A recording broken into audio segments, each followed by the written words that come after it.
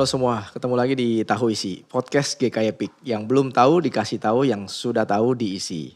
Hari ini saya bersama Ko Surya nih, kita mau bahas... Halo. Halo dulu. Kita mau ngobrol tentang doktrin versus praktek. Karena gini nih, mungkin ya pendahuluan dulu ya. Karena kalau saya boleh mensederhanakan, mungkin ada dua golongan. Ada golongan pertama adalah orang yang suka banget nih sama doktrin. Pokoknya hal-hal yang tentang doktrinal, teologi dia suka sekali. Tapi ada golongan yang kedua juga yang merasa doktrin itu terlalu jelimet. Itu urusan hamba Tuhan lah. Buat kita ini orang awam yang penting prakteknya, hidupnya baik, hidupnya benar.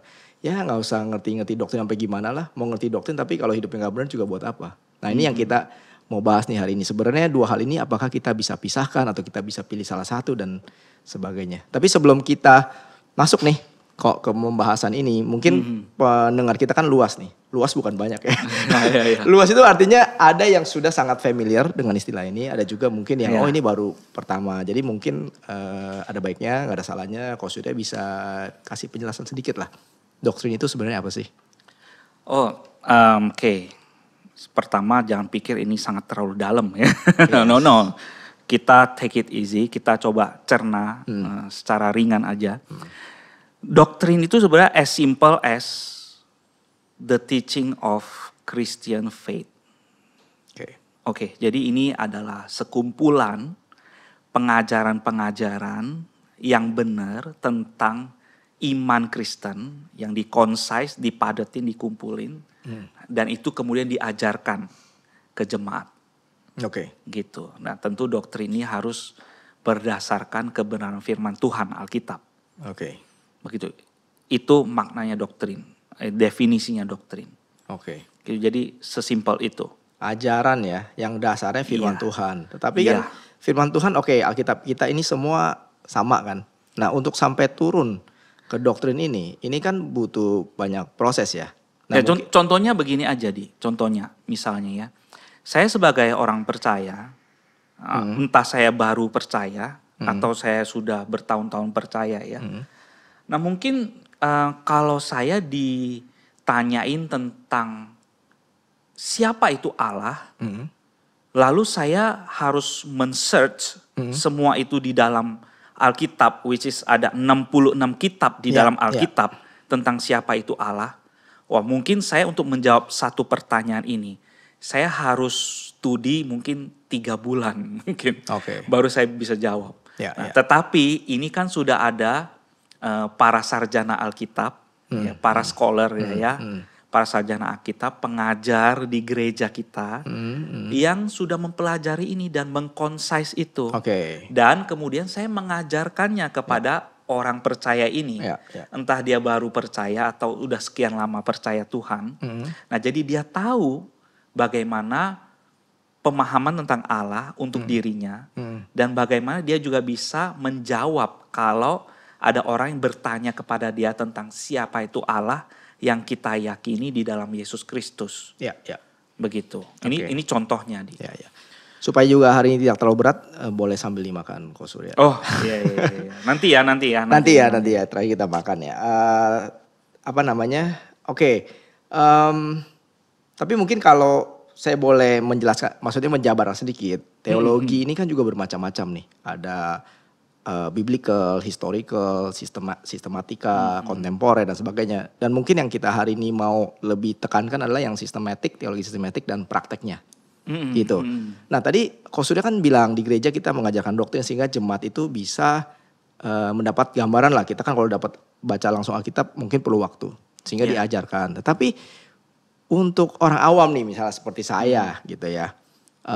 Sejauh apa kita perlu mempelajari teologi sistematik atau kita ya udah di gereja diajarkan doktrin ini kita terima, atau kita sejauh apa kita perlu menggali teologi sistematik ini?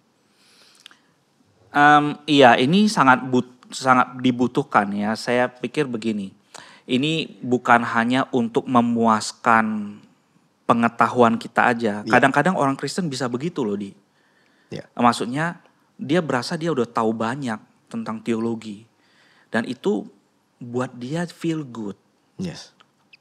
Dan kemudian yang jadi masalah bukan feel good-nya, dia stop di sana. Oke. Gitu, dia stop di perasaan good-nya. Jadi sehingga waktu dia menghadapi pencobaan, kesulitan dalam hidupnya, dia jatuh dalam dosa. Kembali yang di replay itu hanya knowledge aja, knowledge of God itu.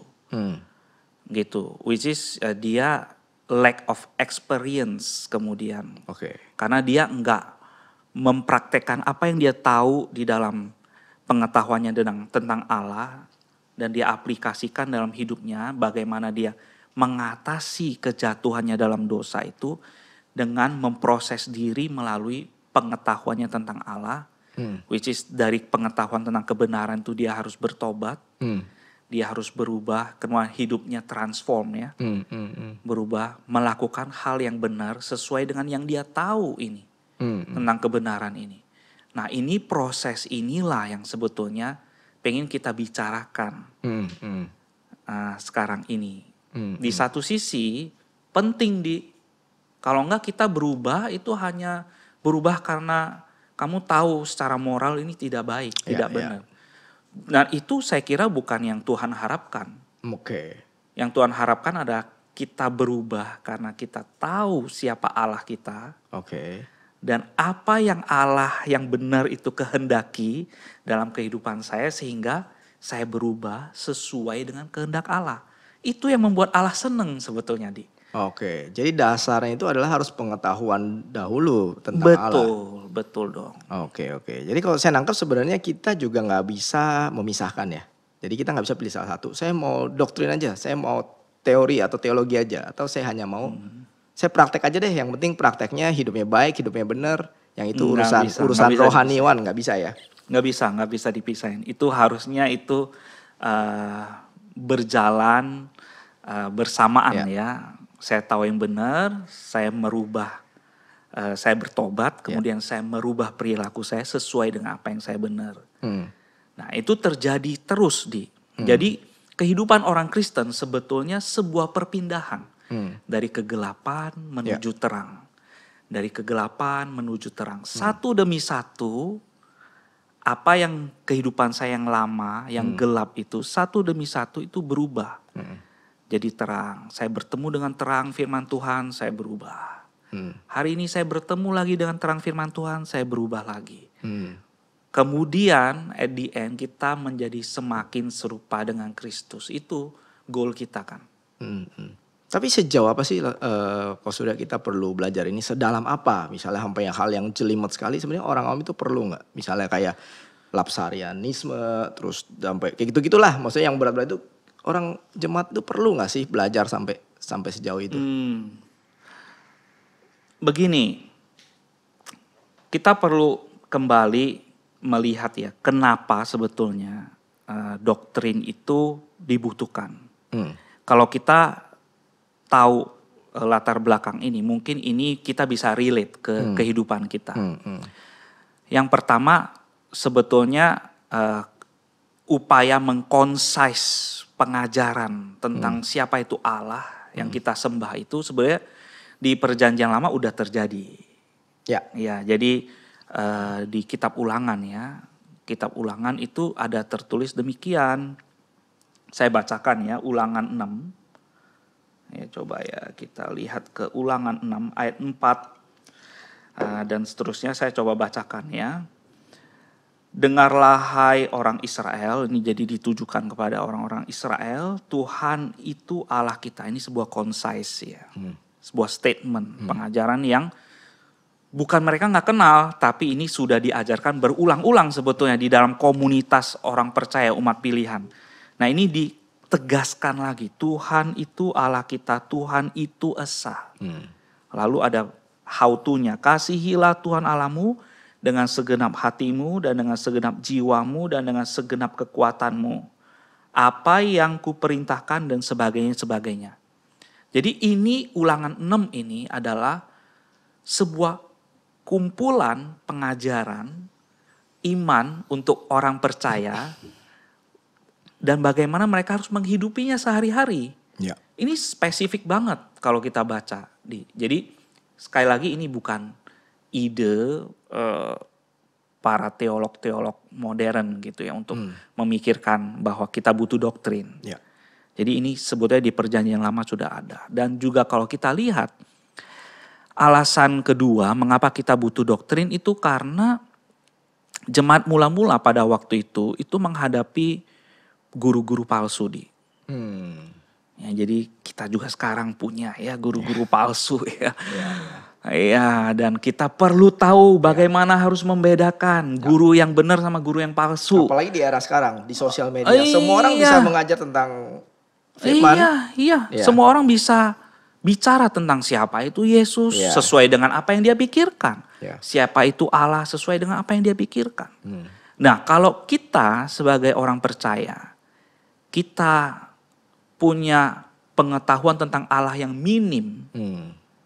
Ya tentu pasti pengalamannya minim juga. Pengetahuan aja minim kan. Jadi dia bagaimana mempraktekkan itu. Karena pengetahuannya minim. Kita perlu punya pengajaran doktrin di gereja kita ini. Oke? Nah itu alasan kedua. Kenapa kita perlu doktrin supaya kita tahu membedakan mana pengajaran yang biblical, yang alkitabiah, mana pengajaran yang tidak alkitabiah. Gitu. Dan menarik sekali kalau kita perhatikan dalam sejarah perjalanan gereja, sebetulnya penyesat-penyesat itu, bidat-bidat itu hanya berubah bentuk aja. Tapi secara prinsip itu kurang lebih sama. Tidak ada yang baru di kolong langit memang. Jadi misalnya nih yang diserang itu adalah doktrin Allah. Oh Allah itu bukan Allah Tritunggal. Ya karena Alkitab nggak ngomong kata Trinitas itu. Ya dan sebagainya. Jadi yang diserang itu, oh Yesus itu bukan Tuhan. Dia itu manusia ciptaan. Atau sebaliknya, Yesus itu hanya Tuhan. Jadi dia appearance-nya sebagai manusia yang kelihatan oleh murid-murid itu hanya sebetulnya sebagai penampakan aja dari sisi kita melihat gitu. Jadi dia bukan manusia. Jadi karena pemahaman mereka itu bahwa Tuhan tuh nggak bisa mati. Gitu. Jadi ini seperti itu Saya pengen ngobrol masuk lebih dalam nih ya. Tadi kalau sudah ada singgung tentang Tritunggal, Trinity gitu ya. Nah maksud saya gini, Trinity Tritunggal, satu hakikat, 3 pribadi. Nah, misalnya saya punya ini kan sesuatu yang memang tidak mudah ya, kita harus akui untuk kita pelajari. Tapi misalnya saya memiliki pengetahuan, pemahaman yang salah tentang Tritunggal ini. Kita tahu nih secara doktrin kita berdoa kepada Allah Bapa melalui Yesus. Atau kita juga tahu Yesus secara doktrin kita tahu Yesus, saya ajarkan kepada anak Yesus di surga gitu kan. Tapi kadang kan ada pengajaran kita doa kepada Tuhan Yesus, bukan kepada Allah Bapa. Atau Yesus ada di hati kita. Nah, pemahaman yang keliru seperti ini efeknya apa? Maksudnya apa? Itu nggak mengurangi cinta kita kepada Tuhan juga. Itu efeknya apa kalau kita salah? Contoh case lah Tritunggal gitu. Kita memahami, bukan salah lah, kita memahami salah kaprah ya, kurang lengkap. Nah ini efeknya apa dengan? Jadi sebetulnya ya memang kesalahan-kesalahan demikian kita juga perlu membedakannya ya. Jadi ada kesalahan pemahaman kita mungkin yang tidak berdampak sangat serius sebetulnya terhadap iman kita. Itu hanya membuat kita mungkin karena kurang pengetahuan, kemudian itu membuat iman kita jadi iman orang-orang yang sederhana gitu. Yang hasil, atau kita bisa katakan itu adalah hasil doktrinasi. Gitu. Nah, memang sebagai orang percaya sebetulnya kita tidak boleh terjebak ke sana sebetulnya ya. Kita nggak bisa menjadi seorang yang fanatik. Jadi ya, kita tidak tahu apa yang kita yakini itu fanatik, bro. Gitu ya. Jadi iman saya imannya pendeta. Pendeta saya ngajarin apa kata orang, apa kata pendeta. Jadi apa kata lausenya gitu kan ya. Nah, tapi dia sendiri dia tidak berusaha belajar, mencari tahu dan itu menambah keyakinan iman dia semakin teguh di dalam Tuhan. Nah jadi, tapi itu kan bukan seperti yang kita harapkan. Anyway, meskipun demikian ada aja orang Kristen yang seperti itu. Nah itu beberapa hal yang enggak membuat dia sampai fatal gimana. Gitu. Cuman kan kalau contohnya ya yang menyangkut core belief, ya dasar-dasar iman Kristen menyangkut core belief itu akan jadi fatal. Kalau kamu tidak kenal Allah yang sesungguhnya, yang dinyatakan di dalam Alkitab, berarti kamu menyembah Allah yang lain, yang berbeda. Maka kamu akan jadi menyembah Allah yang salah dong. Nah ini fatal gitu. Kalau kamu tidak percaya Yesus itu sepenuhnya manusia, jadi bagaimana dia berkorban di salib? Berarti pengorbanannya itu tidak berdampak secara penuh untuk bisa menanggung dosa-dosa kamu. Gitu. Nah, ini krusial, ini kesalahpahaman kesalahan pengetahuan dia yang sebetulnya berdampak kepada apa yang sungguh-sungguh dia imani. Gitu. Karena kita percaya Yesus itu sepenuhnya Tuhan dan sepenuhnya manusia, maka pengorbanan Yesus di salib itu sungguh-sungguh punya dampak mengampuni dosa-dosa saya di hadapan Allah. Gitu. Teologi yang kita pegang itu sejauh mana itu mempengaruhi relasi kita dengan Tuhan? Nah ini berikutnya. Di berikutnya ya. Berikutnya yaitu apa? Doktrin itu punya peranan juga sebetulnya bukan hanya secara knowledge aja ya sekali lagi, tapi doktrin itu membangun dasar-dasar iman Kristen kita. Jadi contohnya nih dia, kalau kamu baru terima Injil, ya atau di antara kita ada yang baru terima Injil lalu mau komit percaya Yesus, lalu ada kebutuhan untuk dibaptis. Nah lihat ya, doktrin dasar-dasar iman Kristen diajarkan di kelas katekisasi. Dan bagi gereja itu adalah sebuah persyaratan untuk dibaptis. Ya gereja kami ya, GKI Epic ya. Itu jadi persyaratan guys, kalau kamu mau dibaptis, kamu harus ikut kelas katekisasi dulu.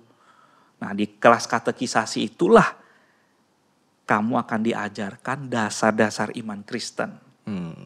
Dan bagaimana mempraktekkannya dalam kehidupan kamu sehari-hari.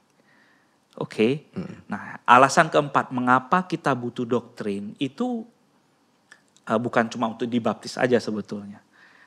Ini adalah membangun our Christian life understanding. Jadi dasar-dasar iman Kristen, doktrin ini bukan hanya kita butuhkan untuk dibaptis saja. Daily life, setiap hari kita butuh. Untuk hidup sebagai anak Tuhan. Gitu iya, kamu dan saya kita perlu selalu diingatkan untuk bertobat loh.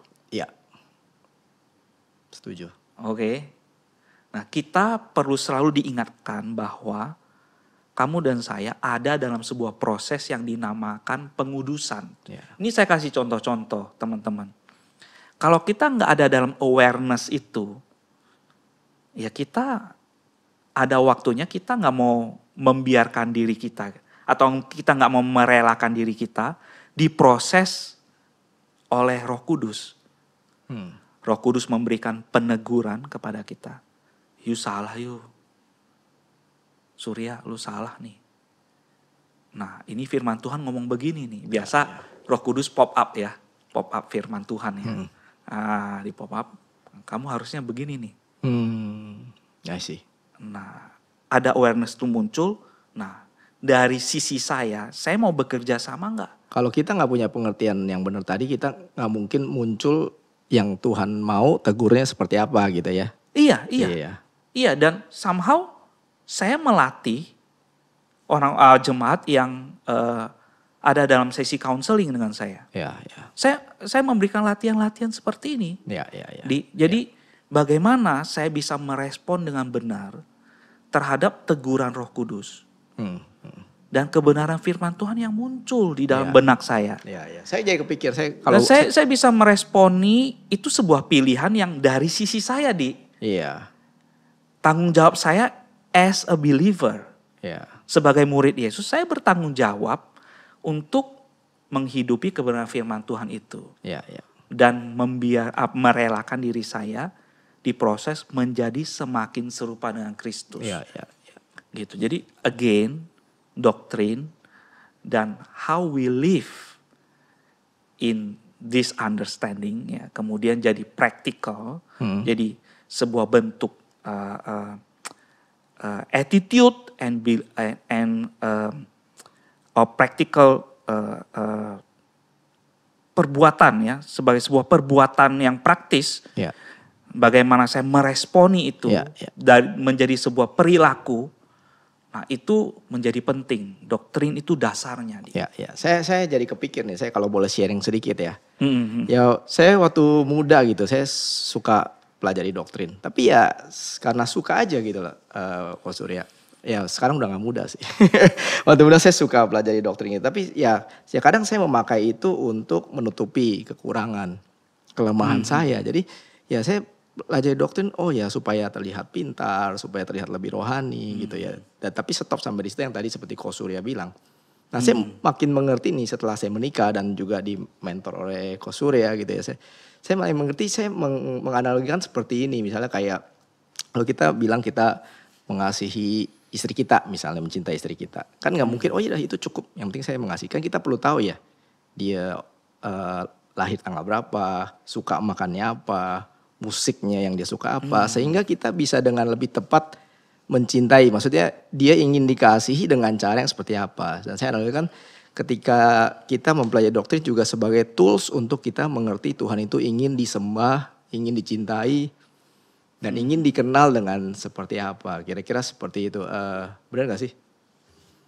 Ya. Saya menangkap begini ya. Dari apa yang kamu omongin tadi. Disebutnya orientasi kamu jadi berubah ya. Waktu kamu punya pengenalan yang benar dengan Tuhan. Ini adalah tools untuk saya mengerti isi hatinya Tuhan melalui doktrin gitu. Iya. Jadi yang awalnya kamu untuk menutupi kelemahan dirimu. Sekarang orientasinya berubah ya. Jadi kamu melihat ini sebagai sebuah tujuan ya untuk kamu bisa kemudian menghidupi apa yang Tuhan mau dalam hidupmu ya. Ya, ini. Nah, untuk teman-teman yang mungkin baru menjadi orang Kristen, ya ini nggak segampang seperti yang Andi ngomong nih. It takes a long time mungkin ya sampai kamu bisa berubah orientasinya begitu. Mudah-mudahan sekarang udah enggak ya. Nah, jangan heran kalau kita enggak selalu ada dalam awareness itu. Bisa itu kehidupan rohani orang percaya itu bisa seperti grafik ya. Naik turun. Tapi you have to make sure that your grafik itu semakin naik. Ya, jadi enggak turunnya anjlok tapi naik lagi ya. Secara kesimpulannya itu ya grafiknya naik gitu ya. Tapi sekali lagi bisa punya pemikiran seperti Andi yang orientasinya udah diarahkan. Ya itu tidak segampang seperti yang kita pikirkan di dalam satu kalimat itu. It takes a long time ya. Sama, kita semua sama punya pengalaman rohani seperti itu. Kita akan lanjut lagi nanti Ko Surya, nanti kita akan bahas yang lebih praktis ya. Iya. Nah, tapi kita untuk sesi ini sampai di sini dulu. Jadi buat teman-teman yang kalau misalnya ingin ada pertanyaan atau ada ada hal-hal yang menarik yang mau diobrolin, mau dibahas di sini, bisa kirim ke email kita podcast.gkepik@gmail.com. Nah, nanti kita sekarang ada hadiah nih, Ko Surya nih. Kaos keren nih. Ini mau dibeli dimanapun gak bisa nih. Mau war juga gak bisa nih. Karena tidak dijual. Iya, dan kamu harus kasih pertanyaan. Benar, kasih pertanyaan bisa lewat DM. Ada Instagram kita. Tahu isi ya Instagramnya. Tahu isi. Ya. Tahu isi. Ya, atau bisa juga lewat email kita. Nanti dapat kaos seperti ini. Ya, oke. Juga jangan lupa follow Instagram kita. Dan tadi juga bisa denger ini juga di YouTube GK Epic. Oke? Sampai di sini kita ketemu di episode berikutnya. Enak nih, enak. Enak ya, saya juga mau.